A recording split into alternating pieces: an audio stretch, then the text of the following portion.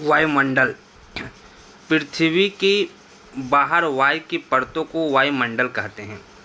वायुमंडल के कारण सूर्योदय के 2 मिनट पहले सूर्य दिख जाता है तथा वायुमंडल के अपवर्तन के कारण ही सूर्यास्त के 2 मिनट बाद तक दिखता है।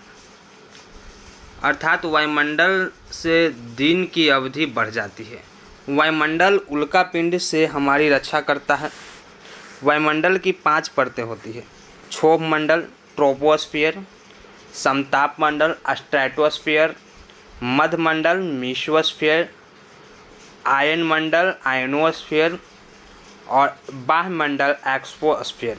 आयन मंडल और बाह्य मंडल को मिलाकर ताप मंडल कहते हैं, थर्मोस्फियर। क्षोभ मंडल 18 किलोमीटर तक होता है। समताप मंडल 50 किलोमीटर तक होता है। मध्य मंडल 80 किलोमीटर तक होता है। आयन मंडल 640 किलोमीटर तक होता है और बाह्य मंडल उससे ऊपर होता है। क्षोभ मंडल ट्रोपोस्फियर, इसकी ऊंचाई 7 से 14 किलोमीटर होती है। ध्रुवों पर यह 8 किलोमीटर ऊंचा होता है। इसी मंडल में सभी जीव जंतु रहते हैं। ध्रुवों पर देखिए फिर क्षोभ मंडल की ऊंचाई 7 से 14 किलोमीटर होता है। ध्रुवों पर इसकी ऊंचाई 8 किलोमीटर होती है। इसी मंडल में सभी जीव जंतु रहते हैं। समस्त मौसम संबंधी घटनाएं इसी मंडल में होती है। इस मंडल को परिवर्तन मंडल भी कहा जाता है। इसमें संवहनी धाराएं चलती है, अतः इसे संवहन मंडल कहते हैं। हेलीकॉप्टर, वर्षा, आंधी, बर्फबारी क्षोभ मंडल की ऊपरी सीमा पर जेट स्ट्रीम नाम की हवा चलती है, जिसकी चाल बहुत ही ज़्यादा होती है। क्षोभ मंडल प्रत्येक 165 मीटर की ऊंचाई पर जाने से तापमान 1 डिग्री की कमी आ जाती है। क्षोभ मंडल की ऊपरी 15 किलोमीटर की पट्टी का क्षोभ सीमा कहते हैं। इसके ऊपर समताप मंडल प्रारंभ होता है। समताप मंडल स्ट्रेटोस्फियर, यह 50 किलोमीटर की ऊंचाई तक पाया जाता है। इसी में 30 से 40 किलोमीटर ऊंचाई पर ओजोन परत पाया जाता है, जो पराबैंगनी किरणें को रोक देता है, जिससे पृथ्वी पर गोरे लोगों को चर्म कैंसर नहीं होता है। समताप मंडल में कोई भी मौसम परिवर्तन नहीं होता है और न ही तापमान बदलता है, जिस कारण इसे वायुयान चलाने के लिए अच्छा माना जाता है। हेलीकॉप्टर को क्षोभ मंडल में उड़ाया जाता है। ओजोन की मोटाई को डाप्सन में मापते हैं। इसके मोटाई कम हो जाना क्षरण कहलाता है। पहला तथा दूसरा ओजोन छिद्र अंटार्कटिका में देखा गया। समताप सीमा, समताप मंडल के ऊपरी 1.5 किलोमीटर के मोटाई को समताप सीमा कहते हैं। इसके ऊपर मध्य मंडल आ जाता है। मध्य मंडल यह 80 किलोमीटर के ऊंचाई पर होता है। यह सबसे ठंडा होता है। मध्य सीमा, मध्य मंडल के ऊपर 1.5 किलोमीटर मोटाई को मध्य सीमा कहते हैं। इसके ऊपर आयन मंडल प्रारंभ हो जाती है। आयन मंडल थर्मोस्फियर, यह 640 किलोमीटर के ऊंचाई पर होता है। इसमें कॉस्मिक किरणें पाई जाती है। इस मंडल में रेडियो तरंग टकराकर वापस चली जाती है, अतः यह संचार के लिए अच्छा होता है। अंतरिक्ष स्टेशन, ध्रुवीय उपग्रह। आयन मंडल को कई परतों में बांटा गया है। डी परत, डी लेयर, इस परत द्वारा निम्न आवृत्ति वाला रेडियो तरंगों को पृथ्वी की ओर परिवर्तित किया जाता है। ई लेयर, यह परत मध्यम एवं उच्च आवृत्ति वाला रेडियो वेव को पृथ्वी की ओर परिवर्तित करता है। एफ एवं जी लेयर, यह परत सभी प्रकार के रेडियो वेव को पृथ्वी की ओर परिवर्तित करता है। ऑरोरा ऑरोलेसिस तथा ऑरोरा बोरोलेसिस नामक रंगीन प्रकाश आयन मंडल में देखे जाते हैं। आयन सीमा, आयन मंडल के ऊपरी 1.5 किलोमीटर को आयन सीमा कहते हैं। इसके बाद बहिर्मंडल प्रारंभ हो जाती है। बहिर्मंडल एक्सोस्फीयर, यह 640 किलोमीटर के बाद होता है। यह सबसे गर्म मंडल है। संचार उपग्रह इसी मंडल में छोड़े जाते हैं।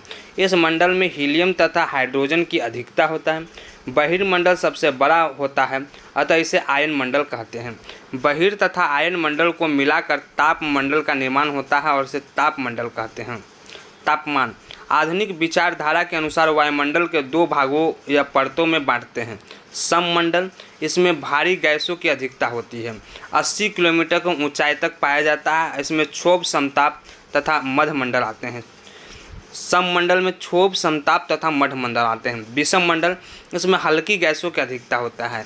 यह 80 किलोमीटर को ऊपर पाया जाता है। इसमें आयन मंडल तथा बहिर्मंडल आते हैं। सूर्यताप, सूर्य से आने वाली विकिरण ऊर्जा को सूर्यताप कहते हैं।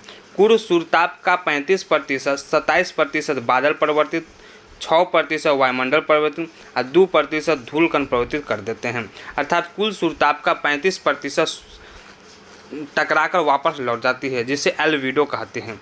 कुल सूर्यताप का 14% उष्मा बादल सोख लेता है। कुल सूर्यताप का 51% पृथ्वी को मिलता है, जिसे पृथ्वी का उष्मीय बजट कहते हैं। सूर्य से आने वाली सौर विकिरण लघु तरंगे के रूप में आती हैं, जिसे बादल आने देता है, किंतु पृथ्वी से जाने वाली पार्थिव विकिरण दीर्घ तरंगे के रूप में हो जाता है, जिसे बादल नहीं जाने देता है। इन्हीं दीर्घ तरंगों से पृथ्वी गर्म हो जाती है। वायुमंडलीय दाब, पृथ्वी के समोच्च वस्तुओं पर लगा रहता है। उस सबसे ज़्यादा वायुमंडलीय दाब समुद्र तल पर होता है। समुद्र तल से ऊपर जाने पर वायुमंडलीय दाब में कमी होती है। वायुमंडलीय दाब को बैरोमीटर से मापते हैं। बैरोमीटर को समुद्र तल पर लगाया जाता है। बैरोमीटर 2 प्रकार के होते हैं, एनराइड बैरोमीटर और 14 बैरोमीटर। एनराइड बैरोमीटर से ऊंचाई मापा जाता है, अतः इसे आल्टमीटर भी कहते हैं। 14 बैरोमीटर से मौसम की भविष्यवाणी की जाती है। बैरोमीटर में पारा भरा होता है। यदि बैरोमीटर का पारा अचानक गिरा तो चक्रवात, धीरे धीरे गिरा तो वर्षा, पारा ऊपर उठा तो मौसम साफ।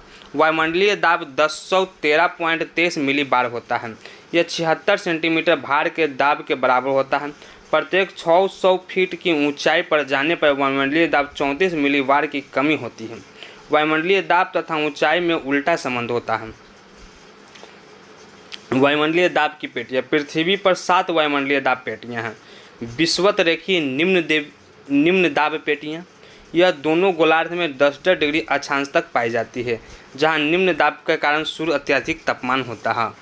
डोलड्रम, यह विषुवत रेखा के 5 डिग्री उत्तर और 5 डिग्री दक्षिण के बीच के क्षेत्र है, जो बिल्कुल शांत क्षेत्र है। उपोष्ण उच्च दाब पेटी, सब ट्रॉपिकल HP बेल्ट, यह दोनों गोलार्ध में 30 से 35 डिग्री अक्षांश के बीच पाया जाता है। यह उच्च दाब के कारण हवाएं नीचे उतरना है। यहाँ घोड़े वाली घटना हुई थी, अतः इसे अश्व अक्ष या हॉर्स लैटिट्यूड कहते हैं। उपध्रुवीय निम्न दाब पेटी, यह दोनों गोलार्ध में 60 से 65 अक्षांश के बीच पाई जाती है। यहाँ निम्न दाब के कारण हवाएं टकराकर ऊपर उठना है। उच्च ध्रुवीय उच्च दाब पेटी, यह दोनों ध्रुव के समीप पाए जाते हैं। उच्च दाब के कारण अत्यधिक ठंडा है। तो ये था वायुमंडल की घटना।